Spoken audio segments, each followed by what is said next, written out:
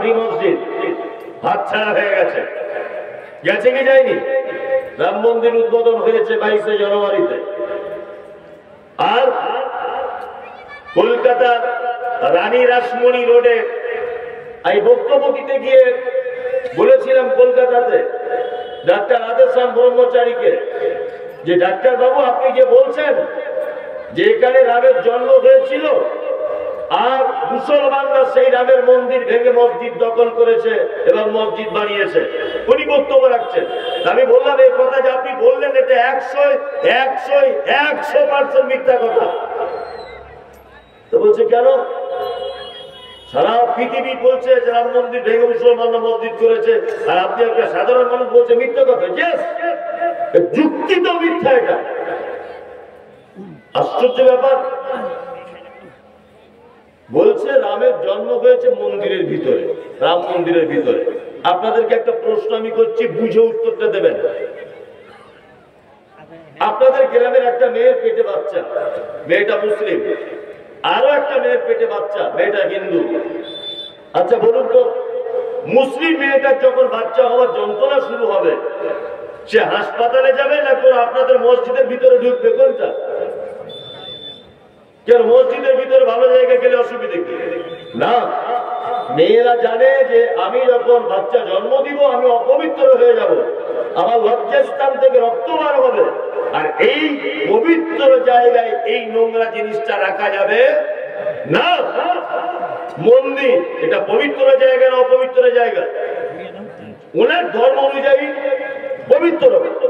আমার একটা প্রশ্ন, যে রামের মায়ের যখন বাচ্চা প্রসবের যন্ত্রণা শুরু হয়, রামের মা অন্য কোনো জায়গা পায়নি, মন্দিরের ভিতরে ঢুকেছিল রামকে জন্ম দিতে, আর দুনিয়ায় কোনো জায়গা পায়নি? এটা তো একটা যুক্তি। নাম্বার 2, আর একটা কথা আপনাকে বলি, সেটা হচ্ছে এই, খুব বুঝে এগুলো আমার সঙ্গে আপনি একমত পোষণ করবেন। নাম্বার 2, আমি মমতাজুল ইসলাম কোটি কোটি কোটি কোটি টাকার মালিক। নাজমেলামের বাড়িতে সবসময় যাতায়াত করি। গতকাল ওর বাড়িতে এসেছিলাম, রাত্রে থেকেছিলাম, খাওয়া দাওয়া করে তারপরে আরেক জায়গায় গেছিলাম। যাই হোক, জেলায় আসি, আর আলহামদুলিল্লাহ এলাকায় কিছু কিছু মানুষ থাকে তারা আলেম ভক্ত, তা নাজমেলাম তার ভিতরে একজন। ও যেখানেই এলাকাতে থাকবো ঠিক ফোন করে করে করে করে লাইন করে ওর বাড়ি নিয়ে আসে। আলেমুল আমাদের ভালোবাসে, ওই যে আমাদের কাছে কিছু পায় বা আমরা যোগে কিছু দিই তা না, বরঞ্চ ও প্রতিদিন এলে দেশি মুরগি জবাই করে খাওয়া, খরচা ওরই হয়। কিন্তু আলেম ভক্ত, আল্লাহ হয়তো এই কারণে ওকে এত বরকত দিয়েছে। আল্লাহকে দিনের জন্য কবুল করুক, আমিন। তা আমি এই গ্রামে ঘর জমাই থাকি, বিয়ে শাদী করে আছি। আমি একজন বড় আলেম, অরিজিনাল নয়, বোঝানোর জন্য বলছি।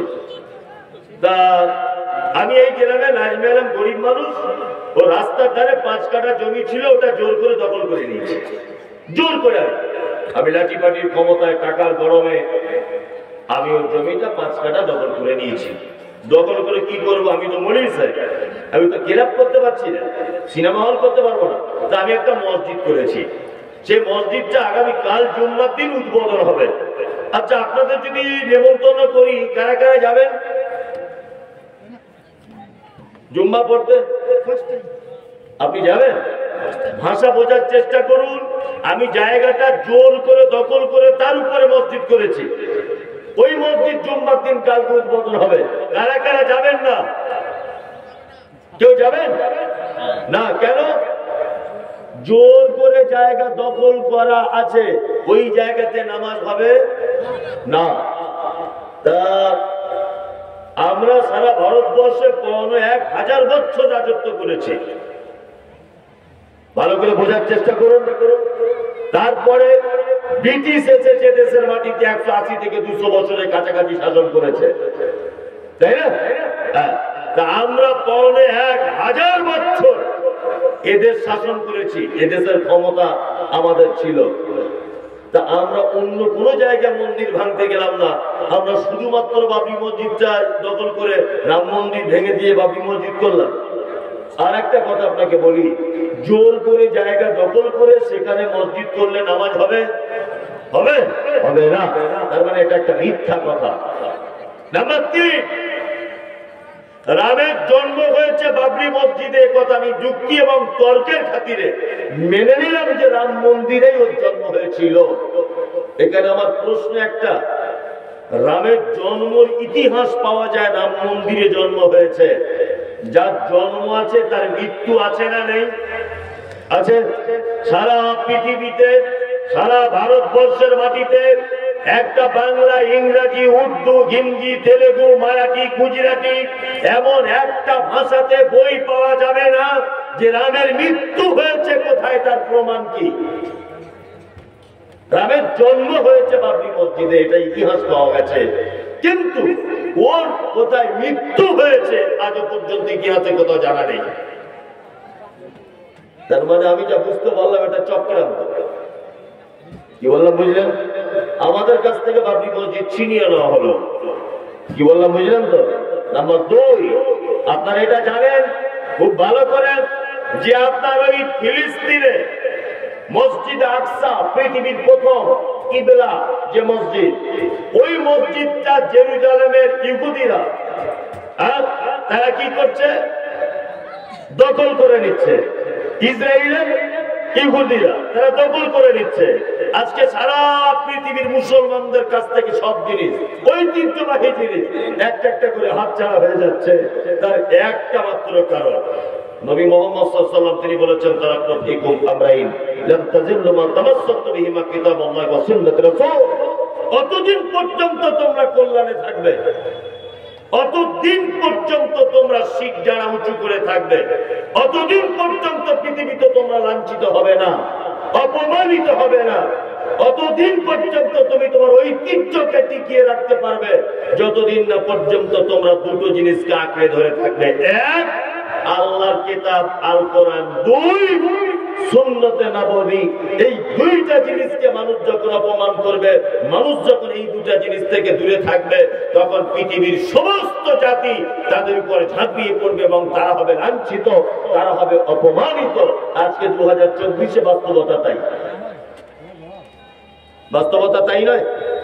বাস্তবতা তাই। বড় দুঃখ লাগে, খুব বেদনার সঙ্গে কথাগুলো বলছি।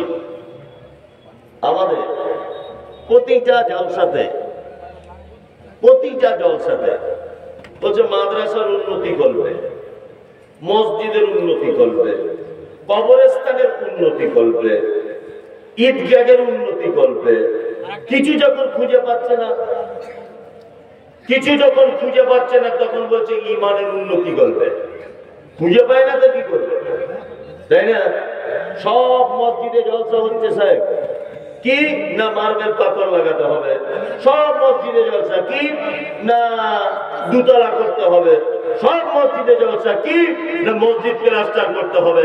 আমি একটা এখনো পর্যন্ত কোনো জলসায় দেখলাম না যে আমাদের গ্রামে ভালো মসজিদের একটা মক্তব তৈরি করতে হবে, ইমামের বেতন 10,000, প্রয়োজনে আরো 5,000 টাকা দিতে হবে, অন্তত পক্ষে প্রাথমিক পর্যায়ে আমার গ্রামের ছেলেরা কোরআন মাজিদটা শুদ্ধভাবে তেলাওয়াত করতে পারে। এই সিস্টেম চালু করার জন্য আজকে জলসা কোথাও নেই। আচ্ছা, মসজিদে মার্বেল পাথর লাগিয়ে আপনি করবেন কি যদি আপনার গ্রামের ছেলে কোরআন মাজিদ তেলাওয়াত করতে না পারে? ওই জন্য প্রতিটা মসজিদে ইমামদের, গ্রামের দায়িত্বে যারা আছেন, আপনাদের উচিত যে মসজিদের মক্তবটাকে মাদ্রাসার মতো স্ট্রং করে তৈরি করা। আস্তে আস্তে কথা বলবো, খুব ব্যস্ত। বিনীত অনুরোধ, আমরা এই কিতাবের কথাগুলি একটা একটা করে শুনবো আর মেনে নেওয়ার চেষ্টা করবো ইনশাআল্লাহ। কারা কারা মানবেন দেখুন, হাতটা তুলে থাকুন 1 মিনিট নয় 30 সেকেন্ড। একটা কথা বলি, বক্তব্যের সাথে যেন মুনাফিকি না হয়। আপনি হাত তুলেছেন কোরআন মানবেন বলে, আমি একটা একটা করে সাহেব বসে আছেন, কোরআনের অনুবাদ করবো বাংলায়, তাহলে মেনে নেওয়া যাবে তো? চলুন দেখা যাক আপনার ইমান কত তেজ আছে। আপনি তো না বুঝেই হাত তুলে দিয়েছেন, জানেন না এর ভিতরে কি গেঁড়াকল আছে। সেটা প্রথমে আপনার জানা উচিত ছিল, আল্লাহ কি বলতে চাইছে, তাই না? আমি বক্তব্য আজকে দুটো কথা বলে শেষ করে দিব। এক, পৃথিবী আমাদেরকে পাঠানো হয়েছে, আল্লাহ পাঠিয়েছেন পরীক্ষার জন্য। কি জন্য? পরীক্ষা। পরীক্ষার পাস এবং ফেল দুটো জিনিস থাকে, থাকে না? থাকে। তা নিশ্চয়ই আমাদের জন্য পাস ফেল আছে, আছে না?